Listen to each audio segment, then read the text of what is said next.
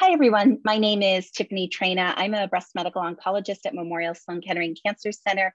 And I'm thrilled to be here this evening with my colleague, Dr. Lisa Carey, who I will let introduce herself. Hi, I'm Lisa Carey, breast medical oncologist also from the University of North Carolina. And it's a great pleasure to be here with my colleague and friend, Tiffany Traina. Thanks so much. So we're here courtesy of Total Health Conferencing to discuss with you some new and supporting data for optimizing therapy in HER2 positive breast cancer. And we've divided this next hour into two sections, really first focusing on advances in advanced disease and metastatic HER2 positive breast cancer. And then Dr. Carey is going to lead us through some of the new advances in early stage disease. So we thought we would jump right in just a landscape view of some of the HER2 targeted therapies. Now, this was from a publication back in 2018, and you'll see many exciting drugs that were in development have now actually in the past 18 months become FDA approved and are available for our patients. And so there's a lot to catch up on and a lot of great new exciting agents, both antibodies that are targeting the extracellular domain of HER2, intracellular tyrosine kinase inhibitors such as tucatinib, other novel preparations of antibodies against HER2 such as margetuximab, and then a really exciting class of medications, antibody drug conjugates, building upon the advances from TDM1. So, taking us back just even a year to 2 years ago, really our standard of care first line regimen that we've been building upon is a backbone of taxane with combination trastuzumab and pertuzumab. And this is based on the really remarkable Cleopatra data shown here now with 8-year landmark overall survival advantage of really an incremental advantage of more than 16 months with the addition of pertuzumab to docetaxel and trastuzumab.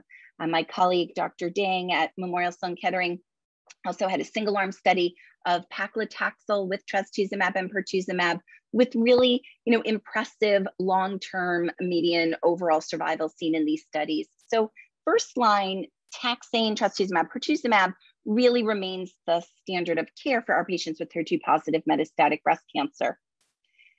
Building on that, we traditionally had the option of capecitabine and lapatinib as a second line alternative, or additional chemotherapy with continuing trastuzumab as our HER2 targeted therapy, until we had data from the Amelia study, which tested TDM1, an antibody drug conjugate, against the standard of care capecitabine and lapatinib.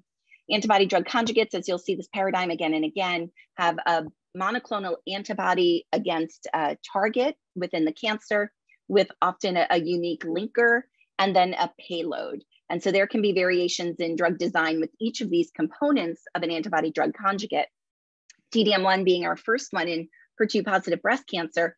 And the Amelia trial showed us that TDM1 was superior to capecitabine and lapatinib in terms of both progression-free survival and impressive overall survival as shown here. And so this really moved TDM1 into the second line space with this efficacy balanced also by a favorable toxicity profile. What data I'm not showing from the Teresa study also looked at TDM1 versus chemotherapy and trastuzumab combinations. And I think we're all well familiar with the benefits of this regimen here in the second line setting.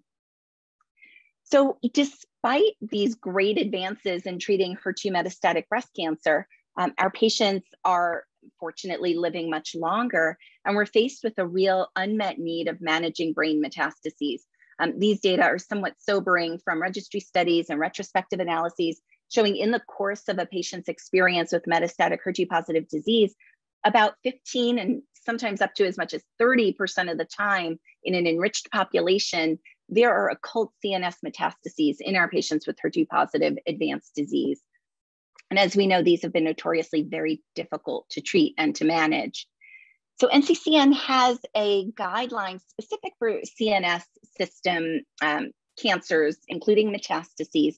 And for breast cancer, particularly HER2 positive, we've had guidance to use capecitabine with TKIs, the antibody drug conjugate TDM1, taxane and neratinib. And you'll notice here recently the addition of tucatinib, trastuzumab, and capecitabine as a category 1 recommendation for patients with HER2 positive metastatic breast cancer to the brain. And so this incorporation into guidelines is based on the HER2 CLIMB pivotal study, which has now been published last year, which randomized patients with metastatic HER2 positive disease who had previously seen trastuzumab, pertuzumab, and T-DM1, and could be enrolled either with or without brain metastases. So this is a key inclusion that we'll talk about a little bit more carefully. Almost 600 patients were randomized to a control arm of capecitabine, trastuzumab, placebo, and the investigational arm was capecitabine, trastuzumab, and the tyrosine kinase inhibitor tucatinib.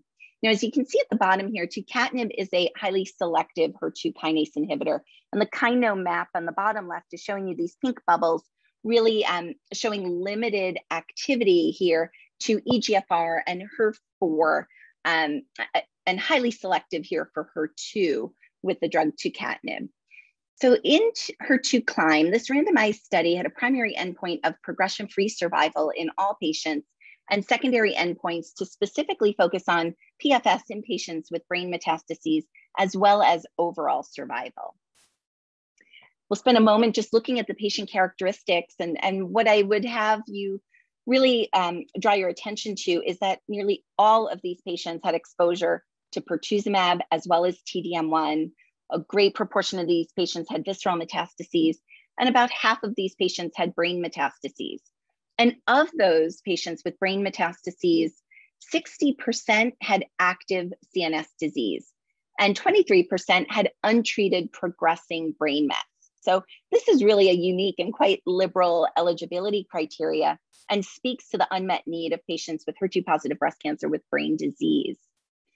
So these are the top line results, and really exciting in the overall study population.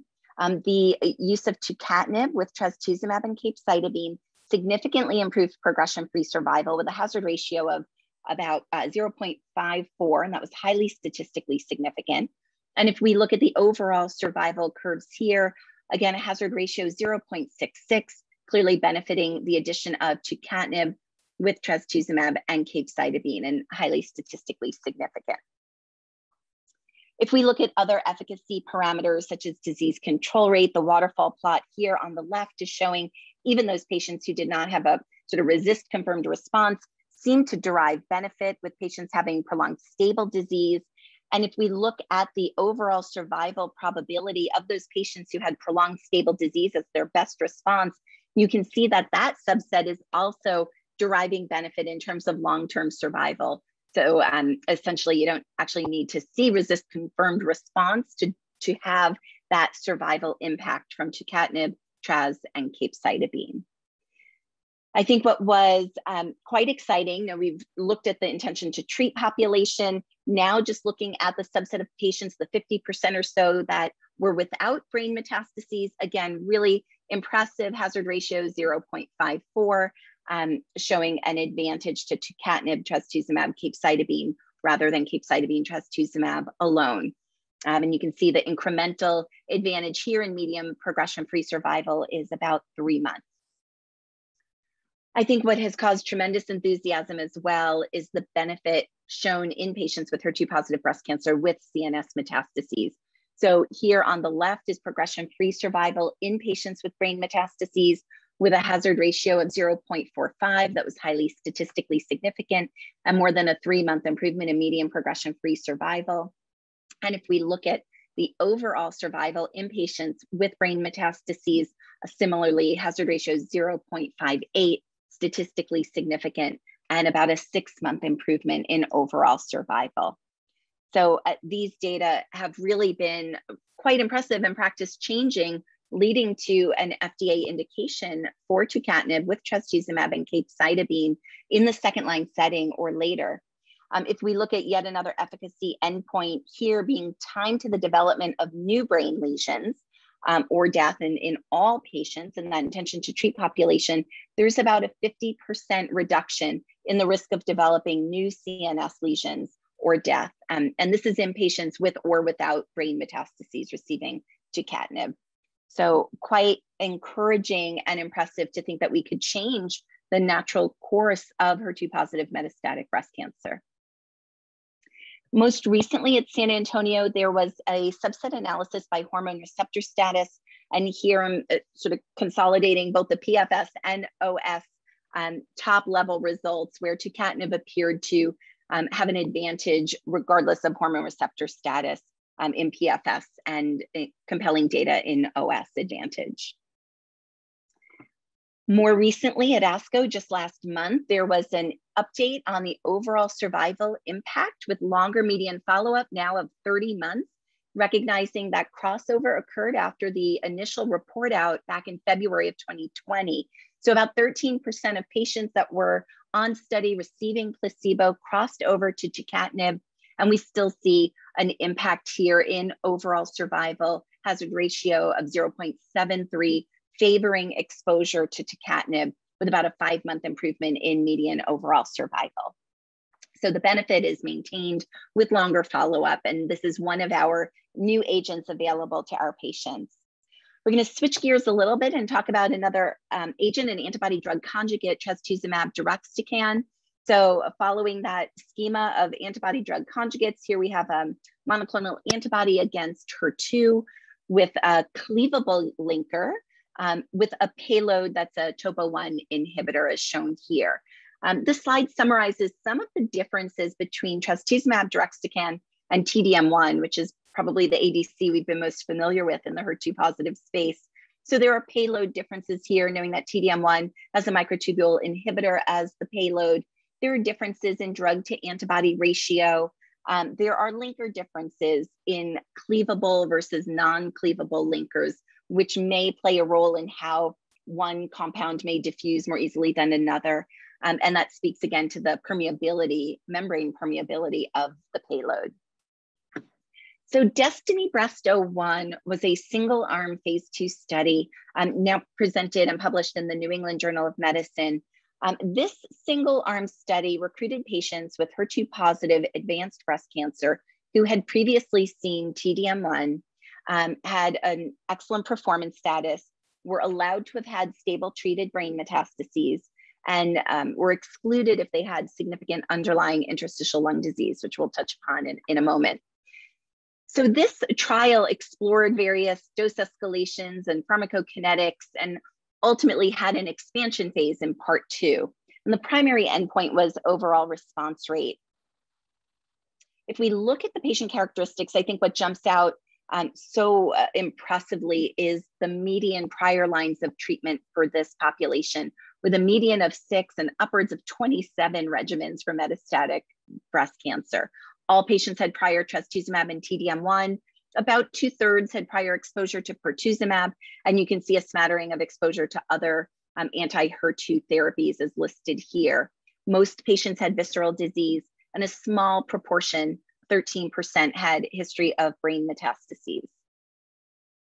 So I think this is one of the most impressive waterfall plots that we've seen when these data were presented by Ian Kropp and published by Dr. Modi and colleagues. You can see a really impressive overall response rate with trastuzumab deruxtecan. I'm going to just draw your attention to the most recent data cutoff in June of 2020, where there was a 61% confirmed overall response rate, almost 7% complete responses, but 55% of patients having a confirmed partial response, and really patients appearing to derive benefit from this highly active drug. Duration of response bordering on 21 months. And so really significant activity here with median progression-free survival of almost 20 months in the study population. When we look at progression-free survival and overall survival data, you can see here median progression-free survival, again, about 20 months, and overall survival more than 2 years at almost 25 months. Remembering this is a highly pretreated population, I think we were all quite impressed with this efficacy. The data shown here is looking at about 13% of patients that had brain metastases, and overall response rates in that CNS subgroup, granted only 14 patients, looks at least consistent with the efficacy seen in the overall intention to treat population. So what about adverse events? Well, from DESTINY-Breast01, there was clearly a report of some GI toxicity, a bit of nausea, grade 1, 2, fatigue, risk of alopecia, and other GI tox such as vomiting or constipation. I think what I would largely draw your attention to is the risk of interstitial lung disease that became apparent. So at the initial data cutoff and presentation back in August of 2019, there were 4 deaths on study related to, or believed related to, trastuzumab deruxtecan. Now with longer follow-up, as of the June 2020 data cut point, this risk does not appear to increase. It's approximately a risk of any grade of 15% in patients treated with drug. The median onset to ILD, although about 27 weeks on study, had a quite wide range, upwards of 76 weeks, really more than a year on treatment.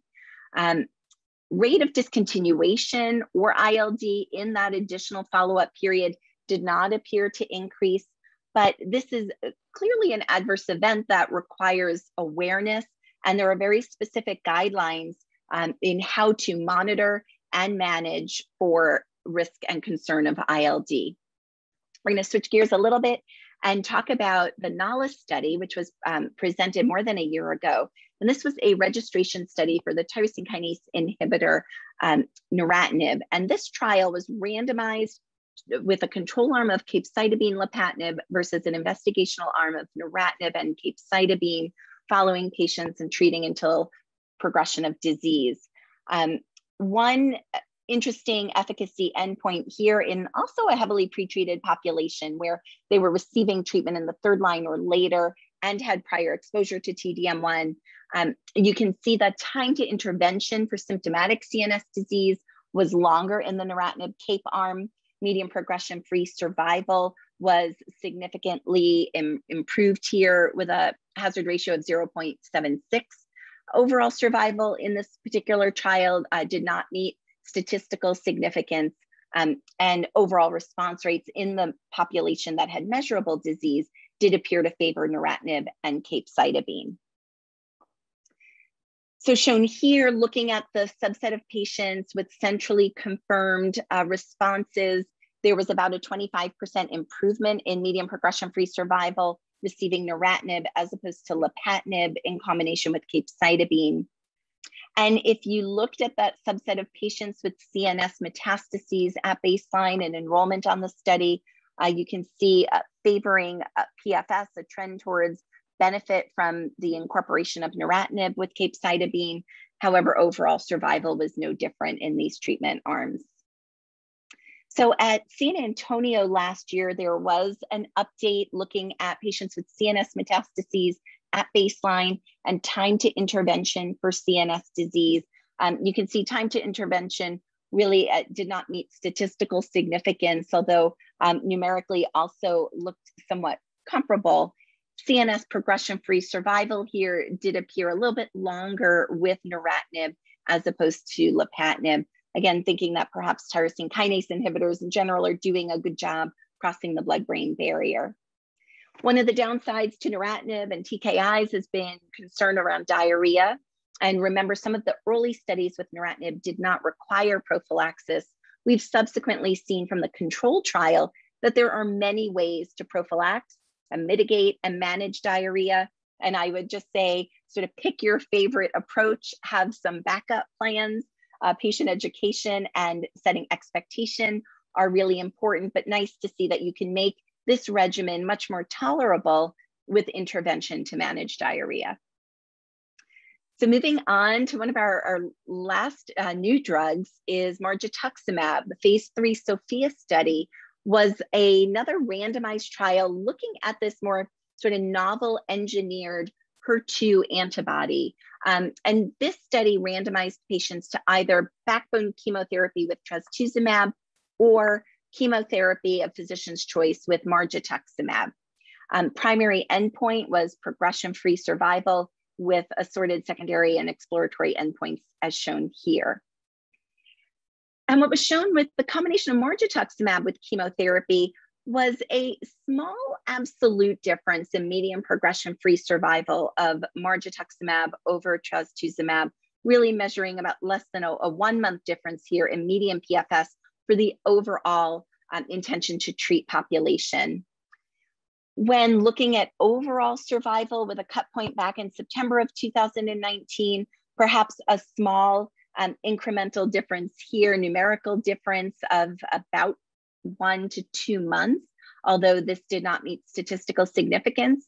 However, when we look at the overall survival difference in a planned subset by CD16A genotype, here's where we start to see a bit more of an impressive difference, perhaps favoring margetuximab at a median overall survival of 24 months versus 20 months.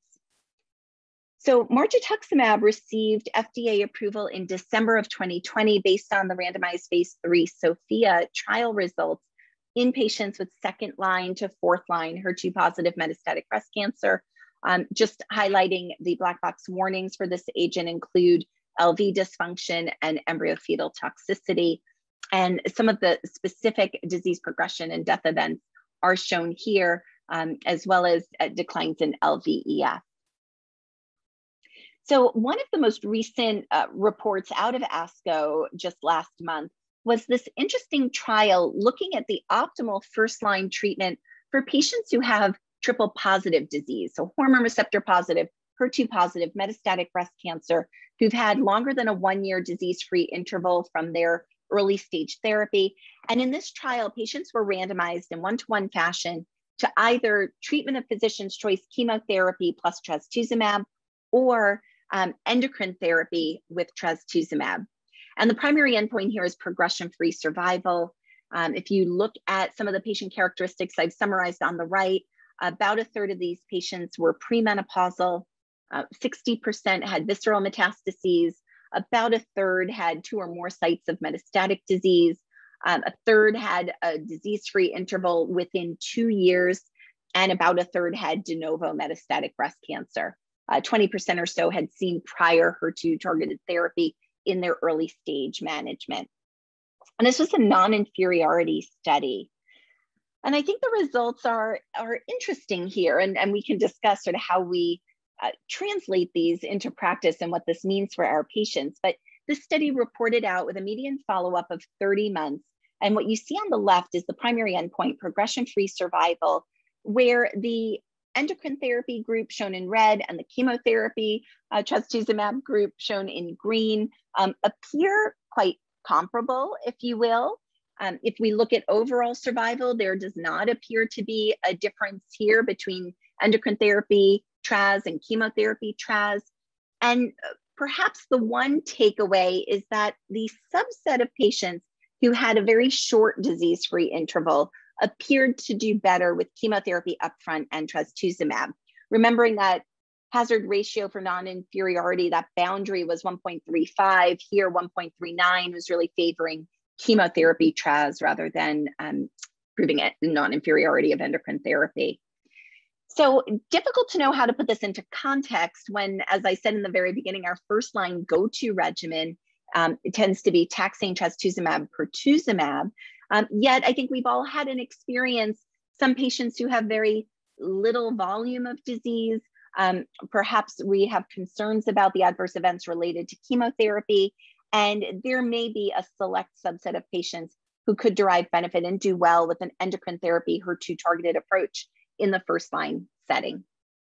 So updated NCCN guidelines are shown here, really favoring a taxane tras-pertuz regimen in the first line setting.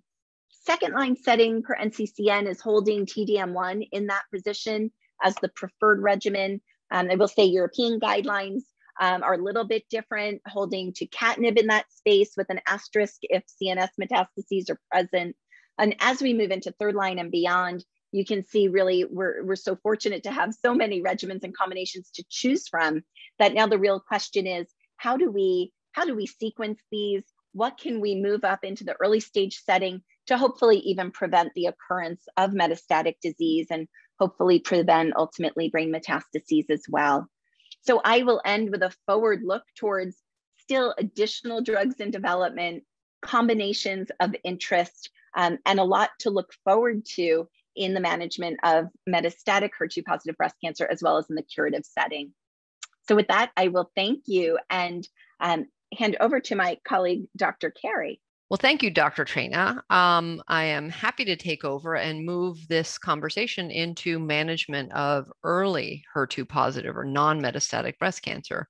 And just as in the metastatic setting, we've had this sort of wild amounts of success with these therapeutic regimens with ever augmented effectiveness serially over time, increasingly the ability to do tailoring of our approach, including the ability to de-escalate or reduce treatment in patients who need less therapy. And I'm going to talk in part about the roles and benefits of the neoadjuvant approach as part of that. So here's an outline of the talk, the current state of HER2 positive early breast cancer treatment. I'm going to focus first on therapeutic advances and improve outcomes. And then I'm going to talk briefly at the end about biologic heterogeneity and where I think it's going to take us. So let's start with the first one. So this is sort of a highlighting of improved outcomes that came across the first series of trials adding trastuzumab to adjuvant chemotherapy given for a total of 1 year. These are multiple trials. The key ones are listed there. But what you can see is just a ever increasing improvement in outcome, remembering that HER2 positive breast cancer before the advent of anti-HER2 therapies was the poorest prognosis of all the breast cancers and the one with the highest rate of relapse and death, even in the early setting.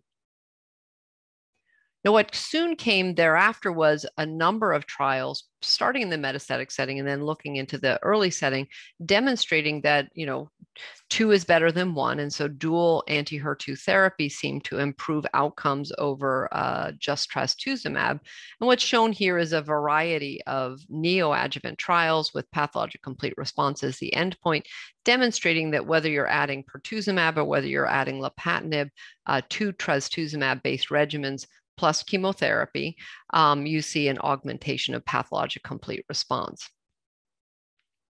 Now that brings us to the key trial in this setting, which is Affinity. So Affinity was a phase 3 trial, and it took pertuzumab added to trastuzumab plus chemotherapy in HER2 positive early breast cancer. The schema deliberately says chemotherapy because there were a couple of different regimens that were permitted, but it was basically 1 year of dual therapy or single therapy with invasive disease-free survival as the primary endpoint. And what's shown here is the most recent update that was published just this year in JCO at 6 years follow-up of the primary endpoint in the intent to treat population. And what you can see at 6 years is about a 3% difference in invasive disease-free survival. So this was statistically significant. It was a very large trial, and I think confirmed the use of pertuzumab, which had already entered the adjuvant setting. There was a couple of other pieces of interest that came out as the data became more mature. The first is that really the lion's share, if to be honest, virtually all of the benefit was in those patients with higher risk disease identified by nodal involvement, in which the 6-year invasive disease-free survival difference was nearly 5%. In the node negative subset, there really wasn't much of a difference. In addition, the benefit, which early on there was less of a benefit that was visible in the hormone receptor positive subgroup. But remember, hormone receptor positive breast cancer, even if it's HER2 positive, tends to have a more slower later relapse risk. And in truth, at 6 years, now they were seeing virtually identical improvements in outcome, about 3% in both settings, both hormone receptor positive and negative. And I think this, in truth, supports the approach in practice, which is, in fact, to add pertuzumab, particularly when patients have node-positive disease, regardless of hormone receptor status. Now, a couple of other things that are interesting. Affinity does reduce distant recurrence rates, but getting to the commentary that Tiffany made earlier with a focus on an area of unmet need, there really wasn't much of an effect on recurrence rates in the CNS. And you can see that highlighted here. It was 2% in both cases. Now, what about other ways, instead of giving dual therapy up front, what about extended therapy and a switch from one form of anti-HER2 therapy to another? And that, of course, was the ExteNet study, which studied extended adjuvant anti-HER2 therapy with the oral small molecule inhibitor Neratinib that Tiffany discussed earlier. So in ExteNet, patients who had completed a year of Trastuzumab in the adjuvant setting were randomized to receive Neratinib or a placebo for an additional year. So now we have 2 years of therapy. And it's worth noting that in HERA, one of the seminal Trastuzumab trials, they actually tested a second year of Trastuzumab and did not find a benefit of going for 2 years. So this is really, changing drugs seem to matter, because what you see here is invasive disease-free survival at 5 years was improved with the addition of Neratinib by about 2.5%. Interestingly, that difference was more stark in the Asian participants, in those with hormone receptor positive breast cancer, and those with multiple nodes involved. Now, what Dr. Traina also mentioned was the problem with Neratinib, particularly if you're giving it for a whole year in the early setting, is the diarrhea was problematic. There was 40% grade 3 diarrhea. And the control trial and the approaches that are used in that, I think, would help this enormously. This was recently updated at 8 years. There was not a difference in overall survival, but they did see fewer CNS relapses numerically with the Neratinib arm. And we're going to talk a little bit more about how that might be leveraged, the role of small molecules for brain penetrance. Now, a couple of things. First off, there wasn't a survival advantage. So as the data are more mature, we're not seeing a big change. And the study population itself is a little different from what is the common population now. They received chemotherapy and Trastuzumab. We really don't know about after dual therapy with a pertuzumab-based regimen, and we certainly don't know what would happen or what the role would be after TDM1 and the residual disease setting I'm going to talk about in a second. But if you think about it, we've taken chemotherapy, we've added Trastuzumab, we've added pertuzumab, and in some you extend with Neratinib for a second year. And what you end up with is a lot of chemotherapy, a lot of anti-HER2 targeting drugs given for a year or two. And the question, of course, is, can we be a little more rational? Now, the exception to that rule of polychemotherapy and many drugs was handed to us really from the APT trial. And in the APT trial, they selected patients with very low clinical risk. So these were T1 and 0 patients for the most part, and demonstrated really excellent outcomes with paclitaxel for 12 weeks, plus Trastuzumab given during the paclitaxel phase and then completing a year. And what you see here, there was a single arm trial, but you can see 3, 5, and 7 year relapse-free intervals of, no worse than 97%. So these patients did exceptionally well with one chemotherapy drug, one anti-HER2 drug. Now, this was tested also with TDM1 as a single agent given in a similar population and had similar outcomes, slightly less lengthy follow-up in the ATTEMPT trial. So if you can get away with less therapy in very small tumors, what are ways that we can start to identify patients in whom we can tailor therapy and be, more when you need it and less when you don't? And that's where the neoadjuvant paradigm and that approach of giving your systemic therapy, including the anti-HER2 therapy in the preoperative setting, is hugely important. Now, there's 2 main reasons to use neoadjuvant therapy particularly in HER2 positive breast cancer. The first is actually a surgical one, and that was the first proof of principle, was the fact that you can surgically minimize what is needed to be done to these patients if you give the drugs that you're going to give anyway preoperatively. And in truth, the most important one, I think, although I think improved achievement of lumpectomy status is very important, I think even more from a long-term toxicity standpoint is the fact that you can convert a node positive patient to node negative, thereby facilitating the omission of axillary dissection, lymphedema, and the toxicity that goes along with that. So we have a clear surgical endpoint that I think is clearly an advocates for the use of the neoadjuvant approach. But the medical oncology side is also taking advantage of this and leveraging this because of the relationship between pathologic complete response, or PCR, and relapse and survival in multiple trials. And this allows us to risk stratify for systemic therapy. So this has actually been looked at. There's a recent update of the neoadjuvant guidelines from ASCO regarding who should be considered for neoadjuvant therapy in HER2 positive early breast cancer. And the recommendations are summarized and boxed here. And you can see essentially for high-risk HER2 positive or triple negative, in whom the finding of residual disease would guide recommendations. It's a very strong recommendation. And again, the only ones in whom that's not a recommendation would be those in whom you might give the APT regimen with only one chemo drug and one anti-HER2. Otherwise, it would be worth knowing if the tumor is going to do very well and can minimize therapy. And we've found that the ability to do this and the proof that you can actually improve outcomes through this strategy was demonstrated in KATHERINE. So KATHERINE took advantage of that opportunity where patients with pathologic complete response after neoadjuvant chemotherapy were not eligible because the assumption was they would do well.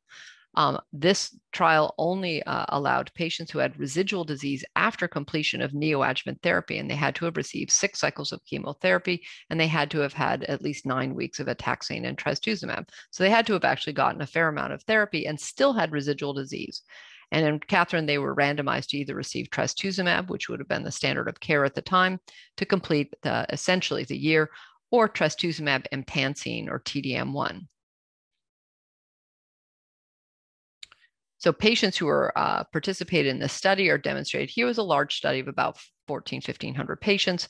And in particular, a fair number of patients, actually 2/3 were hormone receptor positive, just over a quarter were hormone receptor negative. Most had received just trastuzumab along with the chemotherapy, although a significant minority, about 20%, had received dual therapy with trastuzumab and pertuzumab.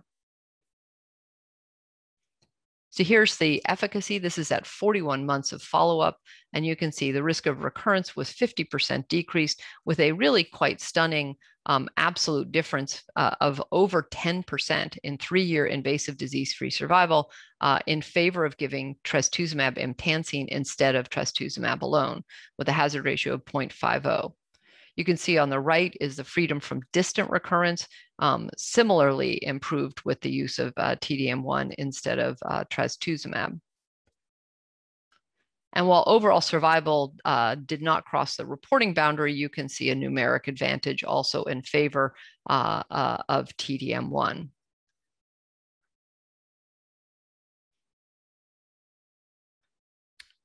So a couple of things, if you look at subset analyses of KATHERINE, a few things become clear. First off, every subset is to the left of unity, meaning trastuzumab emtansine was better than trastuzumab in pretty much every subset that was looked at, including those by hormone receptors, by nodal status, et cetera.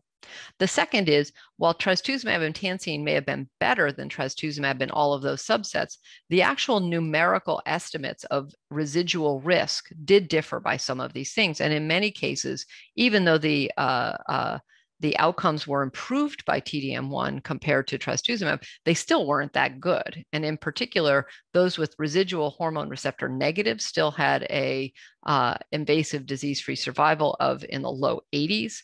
And those with residual nodal status similarly were in the low 80s. So we have room to improve still. And then, CNS recurrences, and of course, you're hearing a theme here of the unmet need and a need for attention to this particular arena. CNS recurrences was the one group of patients that did not seem to be favorably impacted by the use of TDM1 compared to trastuzumab. And you can see that CNS recurrences as the site of recurrence, or one of the sites, what remained around 5 or 6% in both groups.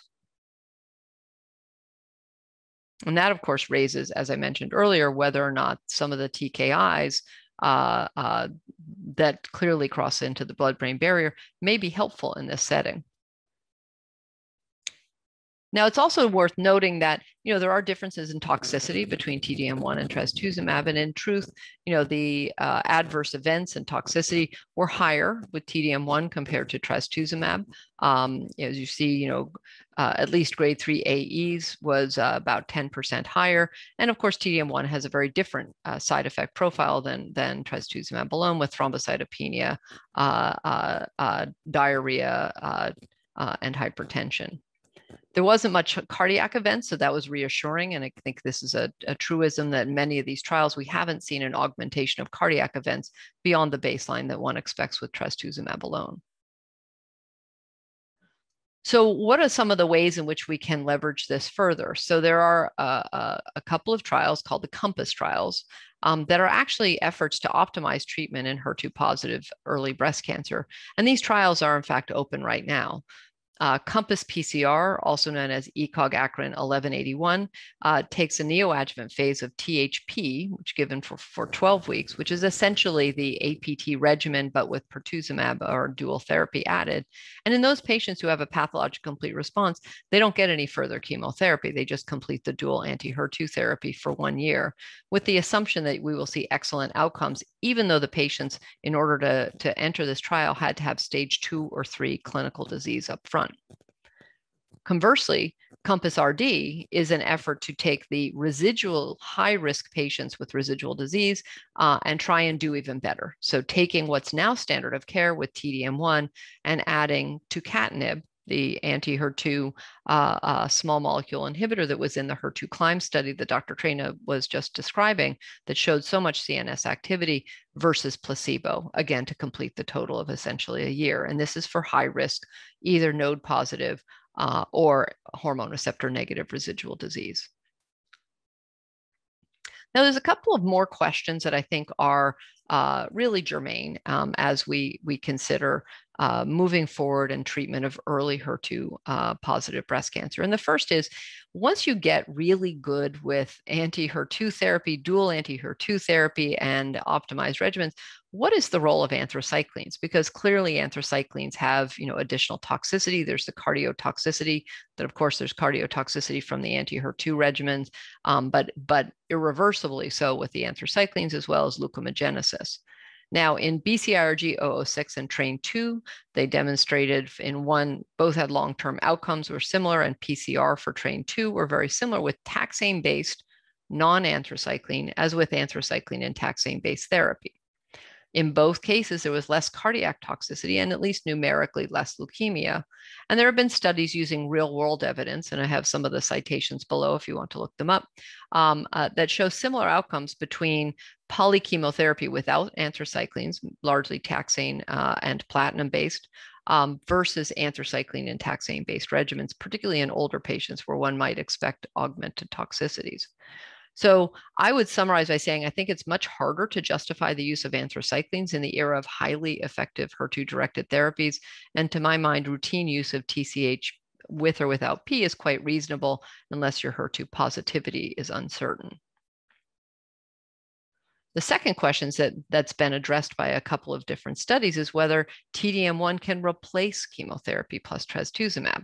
There have been a number of studies that have tried to leverage the real effectiveness of the antibody drug conjugate in this setting. In the metastatic setting, Marianne tested TDM1 with or without pertuzumab versus taxane plus trastuzumab. And in fact, they were equivalent. And as Dr. Traina showed you, THP outperforms TH. And so that's why TDM1 is second line, because it didn't outperform. So one assumes it wouldn't in a head-to-head comparison. In the neoadjuvant setting, Christine replaced TCH or taxane carboplatin with trastuzumab with TDM1. Both arms received pertuzumab. Now, a couple of things that are important to note. When you replace the chemotherapy, you actually saw more progressive disease. And this was seen here. So there's more progressive disease during the neoadjuvant therapy with TDM1, 7% versus 0%, and an inferior pathologic complete response with TDM1. However, and this is more of a part of our hypotheses, if you achieve pathologic complete response, the patients that had a PCR had similar outcomes. So there were fewer of them with TDM1, but if they did achieve PCR, there was similar outcomes. This was a secondary analysis, but I do consider that it bodes well for the COMPASS trials being successful.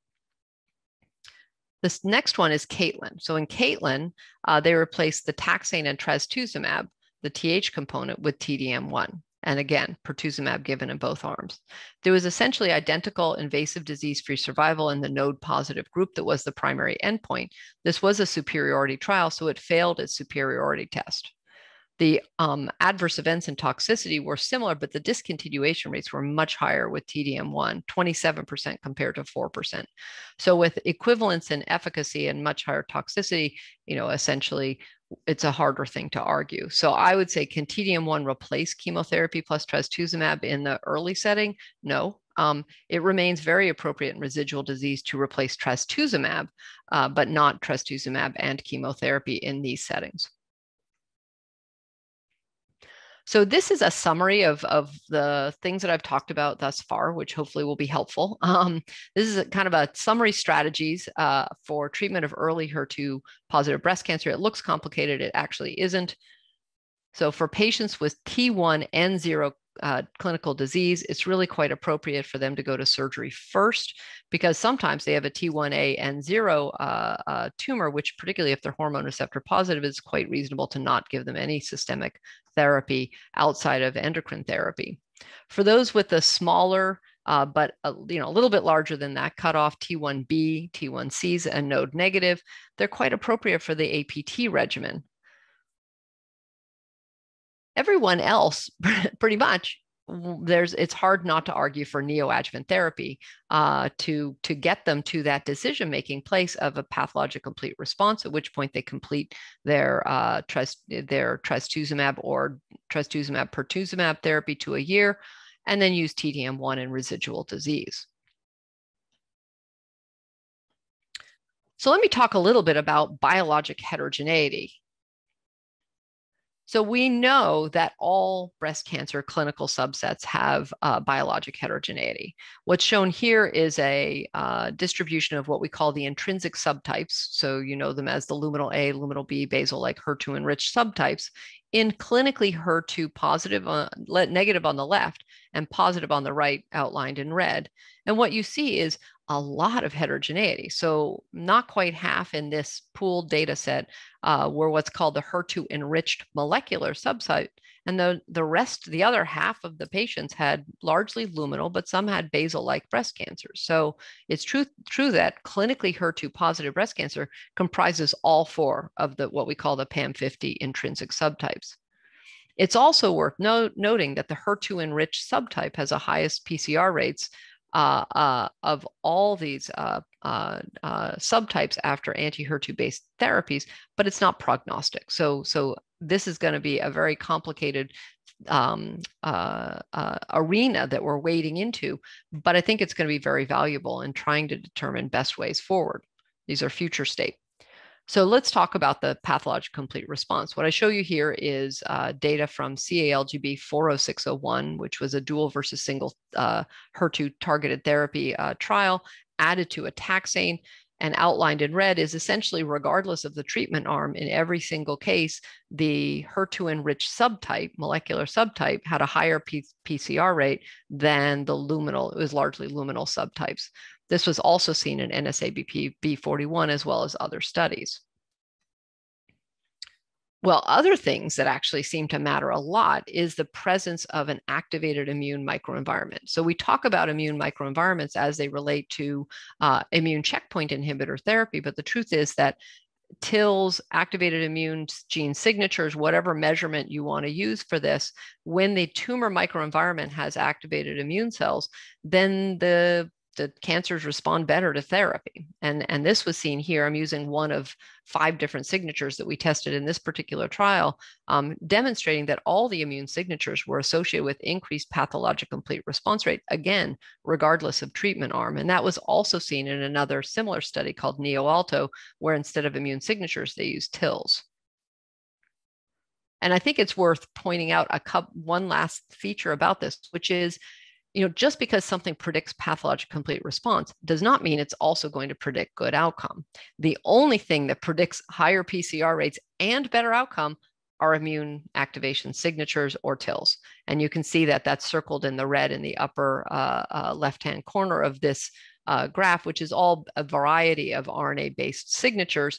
What you can see is, HER2 enriched subtype, for example, has higher pathologic complete responses, but it's not a better outcome. And the reason is that if you have a pathologic complete response, it doesn't actually matter which subtype you have. If you have residual disease and a HER2 enriched subtype, then you have a much worse outcome. So it tends to have a flip-flop there.